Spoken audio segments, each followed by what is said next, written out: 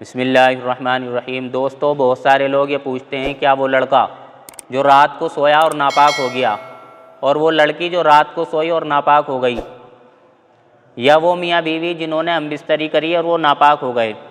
تو کیا اب ان دونوں کے لیے ناپاکی کی حالت میں کھانا کھانا، پانی پینا حلال ہے یا حرام ہے؟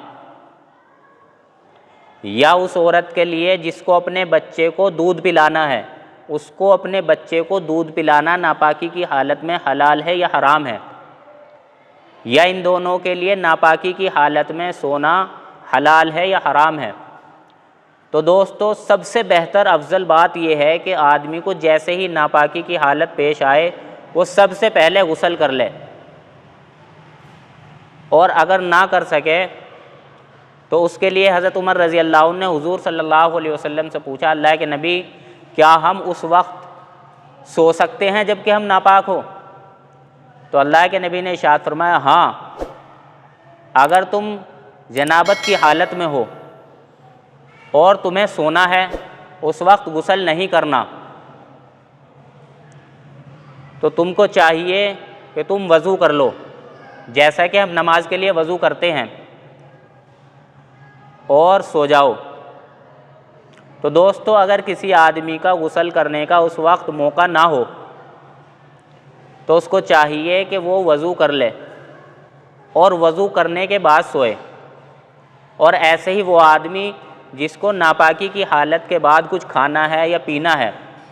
تو اس کے لیے بہتر بات یہ ہے کہ وہ وضو کر لے اور وضو کرنے کے بعد کھانا پینا شروع کرے۔ اور ایسے ہی اس عورت کے لیے بہتر اور مستحب بات یہ ہے کہ وہ عورت ناپاکی کی حالت میں پہلے وضو کر لے، پھر اس کے بعد اپنے بچے کو دودھ پلائے۔ تو بہتر یہی بات ہے آدمی اور عورت کے لیے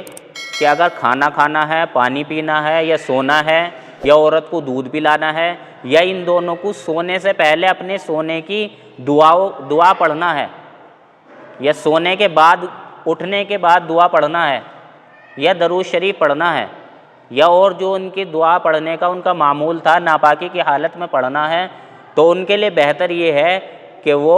ناپاکی کی حالت کے بعد کم سے کم وضو کریں، پھر اس کے بعد کھانا کھائیں یا پانی پئیں یا بچے کو دودھ پلائیں، یا پھر وہ اپنی دعائیں پڑھیں۔